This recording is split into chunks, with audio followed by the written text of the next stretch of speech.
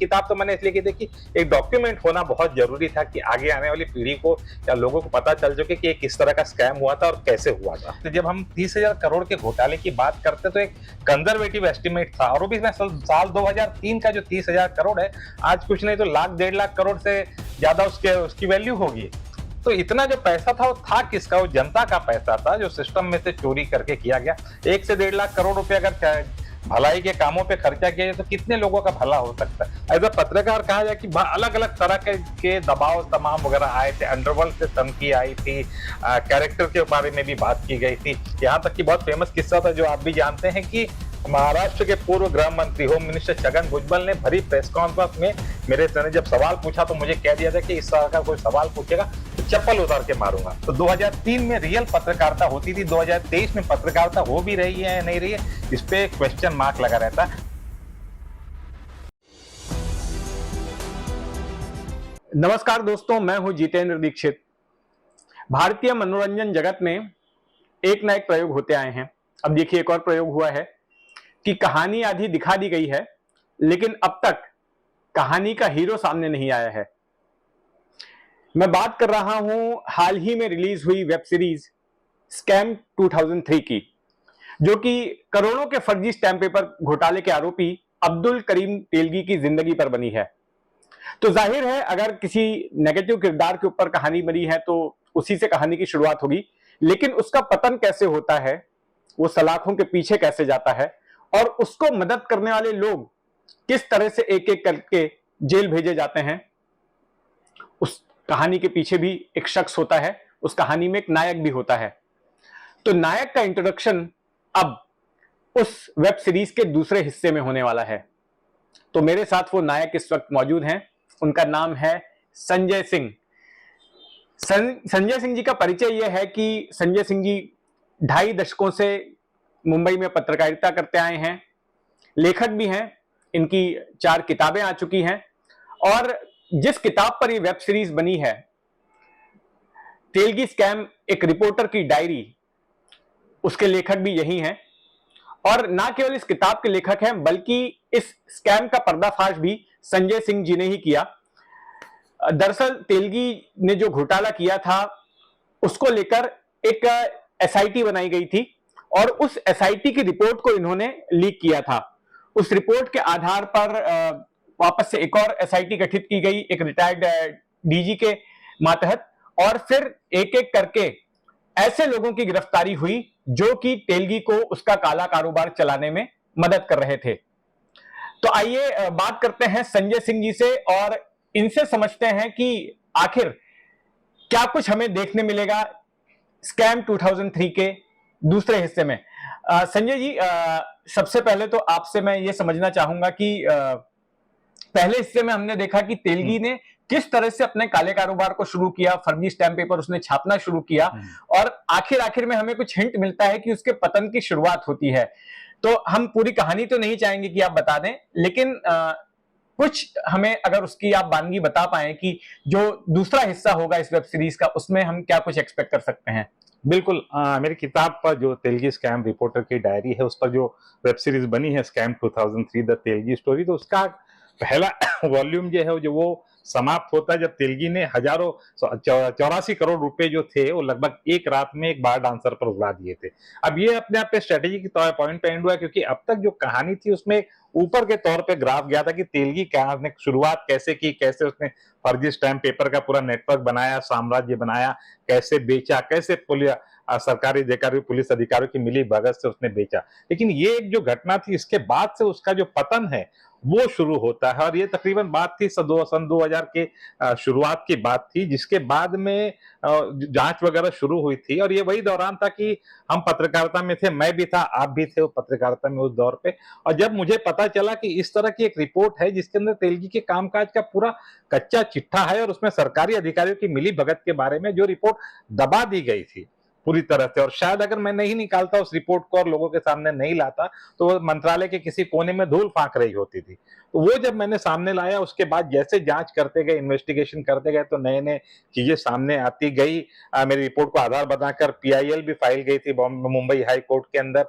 12 बड़े पुलिस अधिकारी गिरफ्तार हुए, जिसमें मुंबई के पूर्व police commissioner, joint commissioner, DCP rank के थे, दो दो एमएलए वगैरह गिरफ्तार हुए। और यहाँ से तेली का जो पतन था, जो शुरू हुआ था, उसके बाद और कभी जो जेल में जो गया था, कभी बाहर नहीं आ पाया।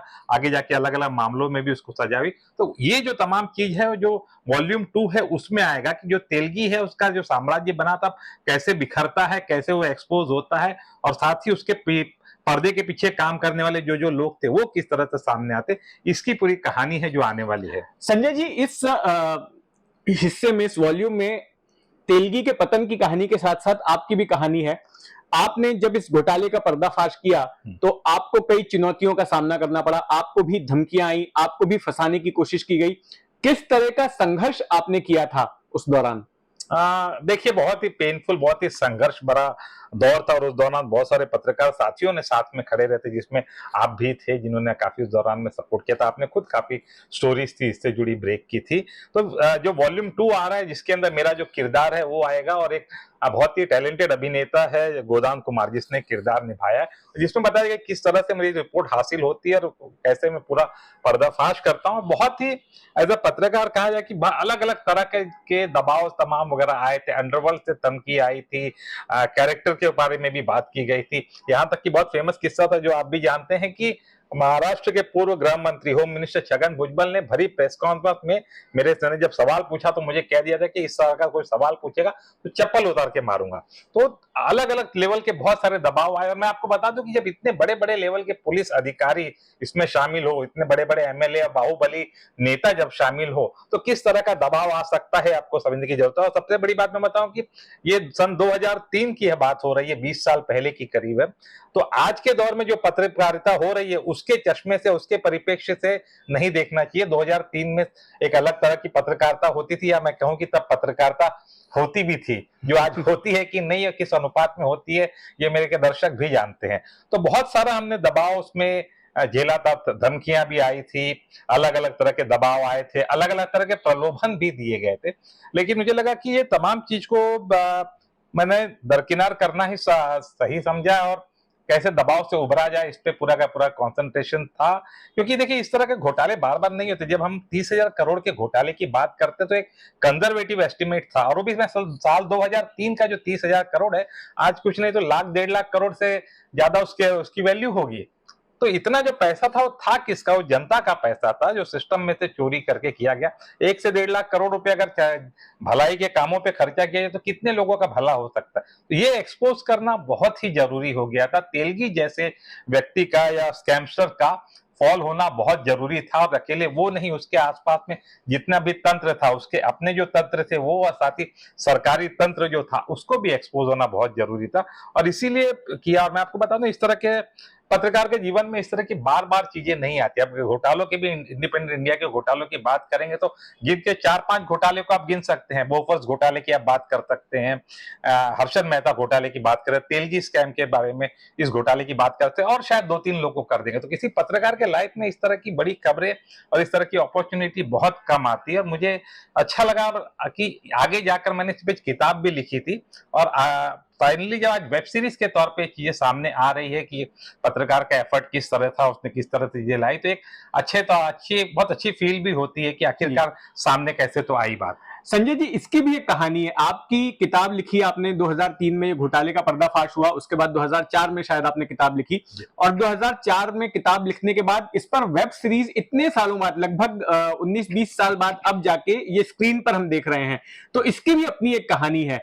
क्या पहले कभी कोई आपसे किसी ने संपर्क नहीं किया कि इतनी शानदार स्टोरी है, इतना इसमें एक्शन है, ड्रामा है, तो इतनी नाटकीयता है उसमें, तो पहले उसको फिल्म बनाने के लिए किसी ने आपको अप्रोच नहीं किया? वो कहानी क्या है, वो भी दिलचस्प है। जी बिल्कुल। असल में बात ये हो रही 2004 की, जब व्हाट्सएप नहीं था, सोशल मीडिया नहीं थे, ना आपका ट्विटर था, ना फेसबुक था, कुछ नहीं था, स्मार्टफोन का भी दौर नहीं था। ये उस दौर की बातचीत है। तो एज अ रिपोर्ट लेखक के तौर पे ज्यादा स्कोप नहीं था। तो किताब मैंने 2004 में लिखी थी। किताब लिखने के दौरान ही मुझे महेश भट्ट थे, उन्होंने संपर्क किया था, और महेश भट्ट ने कहा कि भाई मैं इस पे एक फिल्म बनाना चाहता हूं। फिर उन्होंने किताब को पढ़ा, और उन्होंने उसके बारे में अनाउंसमेंट भी की थी, और फिल्म में तय ये हुआ था कि पूजा भट्ट जो है, जो महेश भट्ट की बेटी है, उसका निर्देशन करने वाली थी। इरफान खान जो थे वो तेलगी का जो रोल निभाने वाले थे। मेरा वाला जो कैरेक्टर था उसके लिए आयदा मनोज वाजपेयी या अजय देवगन के नाम पे चर्चा चल रही थी। नीलेश मिश्रा करके जो बहुत फेमस सॉन्ग राइटर और पत्रकार रहे हैं, वो उसका स्क्रीन प्ले लिखने वाले थे। शुरुआत की सारी बातचीत वगैरह हो गई, लेकिन उसके बाद में वो बात आगे बढ़ी नहीं, अनाउंसमेंट के बावजूद नहीं बढ़ी। और उसके बाद मैं आपको किताब को क्रूड भाषा में कहूंगा, किताब डब्बे में पड़ी रही, किसी को इसके बारे में कोई जानकारी नहीं थी। साल 2019 की बात है कि सोनी लिव वाले मुझे ढूंढते ढूंढते आए 2019 के अक्टूबर में, और उन्होंने कहा कि वो मेरी किताब के ऊपर फिल्म बनाना चाहते हो। मैं आपको बता दूं कि सोनी वाले जब आए थे तो उन्होंने मुझे जो रेफरेंस दिया था, वो बोला उन्होंने कि आपका नंबर जितेंद्र दीक्षित से हमको मिला है, और उन्होंने ही कहा था कि अगर इसमें कुछ काम करना है तो आपसे बनाओ। तो उन्होंने मुझे संपर्क किया था, फिर उनसे बातचीत वगैरह हुई। मुझे तब तक पता भी नहीं था कि ये वेब सीरीज होती क्या है। मैं 2019 की बात कर रहा हूँ, तो पता नहीं था। तो पहला क्वेश्चन उनसे था कि यार वेब सीरीज क्या होती है, ओटीटी क्या होता है। फिर धीरे धीरे चीजें पता चली और उनसे बाद में बात हुई। दरअसल में इसको बहुत पहले बन जाना चाहिए था, लेकिन बीच में जो 2 साल कोविड की वजह से हर चीज डिले हुई थी, इस वजह से ये भी डिले हुई थी। और फाइनली जो 2004 में मैंने किताब लिखी थी, तो मुझे अंदाजा नहीं था कि एक दौर इंटरनेट का आएगा, डिजिटल क्रांति होगी, ओटीटी नाम की चीज होगी। मुझे पता ही ना था जब मैंने किताब लिखी थी। किताब तो मैंने इसलिए की थी कि एक डॉक्यूमेंट होना बहुत जरूरी था, कि आगे आने वाली पीढ़ी को या लोगों को पता चल सके कि ये किस तरह का स्कैम हुआ था और कैसे हुआ था। संजय जी, जब भी किसी किताब को स्क्रीन पर अडेप्ट करते हैं, चाहे फिल्म बनाते हैं या सीरियल बनाते हैं, ओटीटी के लिए वेब सीरीज बनाते हैं, तो कई बार क्रिएटिव लिबर्टी भी ली जाती है प्रोड्यूसर्स की ओर से, डायरेक्टर्स की तरफ से। तो मुझे ये बताइए कि आपकी किताब पर ये जो वेब सीरीज बनी है वो हकीकत के कितने करीब है, कितनी इसमें कल्पना है और कितनी हकीकत है? देखिए, आपको पहले इस सवाल के जवाब में सबसे पहले समझना पड़ा कि ये 2 अलग-अलग मीडियम है।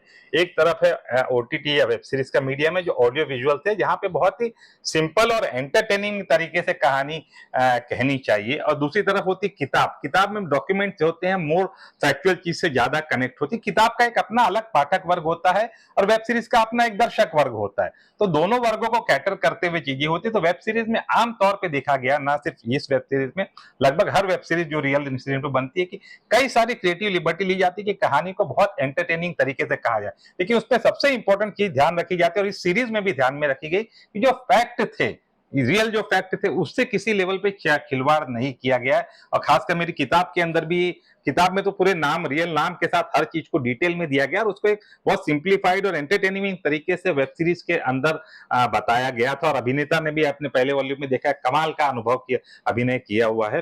तो इसमें भी लिया गया। लेकिन आपको एक समझना चाहिए कि देखते वक्त में जैसे जो क्रिएटिव चीजें हैं, वो आपको बहुत आसानी से चीजें समझा देगी, और किताब है वो फैक्चुअल होगी। तो मेरा हमेशा कहना ये होता है कि आप किताब भी पढ़िए, आप वेब सीरीज भी देखिए, आपको एक दुगना आनंद आएगा। संजय जी, एक आखिरी सवाल आपसे मैं पूछना चाहूंगा कि आपकी किताब या जो आपने तेलगी स्कैम का, घोटाले का जिस तरह से पर्दाफाश किया, वो एक खोजी पत्रकारिता के क्षेत्र में एक बड़ी उपलब्धि है, लेकिन उस जैसी पत्रकारिता हम आज नहीं देखते हैं। मैं आपके मुंह से जानना चाहूंगा संक्षेप में कि तब की पत्रकारिता में, यानी कि अब से 20 साल पहले की पत्रकारिता में और आज की पत्रकारिता में आप क्या फर्क पाते हैं? देखिए, मैं बहुत ज्यादा फर्क पाता हूँ उस तरह की पत्रकारिता में और आज के तौर के पत्रकारिता में। इनफैक्ट हम देखेंगे कि पिछले 15-20 साल में कितने स्कैम हैं जो सामने आए हैं। पत्रकारिता तब जो एक रियल पत्रकारिता हुई करती थी, पत्रकारों का सम्मान हुआ करता था, और बहुत ही न्यूट्रल ग्राउंड पे रह के हम रिपोर्टिंग किया करते थे। आज ये चीज, पिछले 10 सालों में ये चीज गायब हो चुकी है कि पत्रकार न्यूट्रल ग्राउंड पे नहीं रहता। आज जब भी दर्शक टीवी खोलता है तो उसको पता होता है कि भाई ये जो पत्रकार है या जो एंकर चीख चिल्ला रहा है, वो किस तरफ बैठा हुआ, किसके पाले में बैठा हो, वो उसको पता चल जाता है। और ये पत्रकारिता के लिए बहुत ही दुर्भाग्यपूर्ण चीज हुई है। लेकिन मेरा कहना है कि जो नए आने वाले जो पत्रकार है, उनके हाथ में बहुत, खासकर जो डिजिटल मीडियम है, जैसे जिस मीडियम पे मैं इस वक्त आपसे बात कर रहा हूं, ये जो मीडियम है, ये अपने आप में बहुत सही तरह की पत्रकारिता कर रही है। और आपको किसी प्लेटफॉर्म की गरज नहीं है। अगर आप पत्रकार हैं, आपके पास पत्रकार की वैल्यू है, तो ये है। तो 2003 में रियल पत्रकारिता होती थी, 2023 में पत्रकारिता हो भी रही है या नहीं रही है, इस पे क्वेश्चन मार्क लगा रहता है। और मेरे जो समकक्ष, हमारे जो समकालीन पत्रकार है, उनको भी मेरी एक एडवाइस रहती है कि देखिए, ओटीटी के मामले में गोल्डन पीरियड चल रहा है।